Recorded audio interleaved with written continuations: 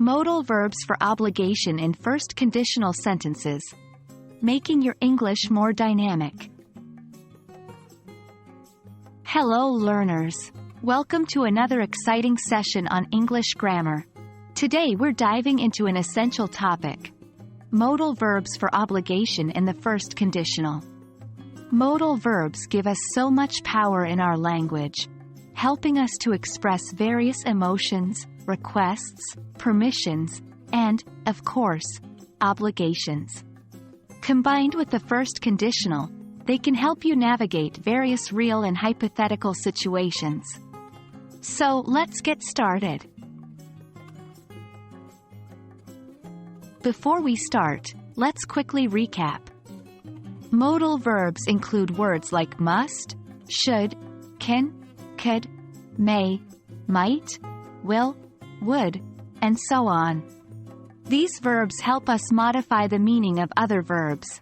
For example, you must go implies an obligation, while you can go implies permission.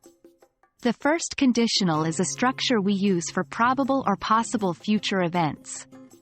The structure is if plus present simple, will plus infinitive. For example, if it rains, I will stay at home. Now that we've recapped, let's dive into the main topic. When we want to express obligation in a first conditional sentence, we often use modal verbs such as must and should.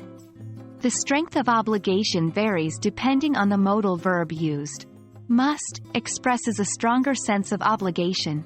For example, if we want to catch the movie, we must leave now.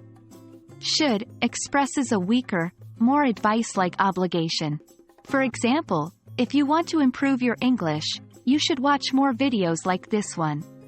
These sentences describe a possible future situation, catching the movie, improving your English, and the necessary action to fulfill it. Leaving now, watching more videos.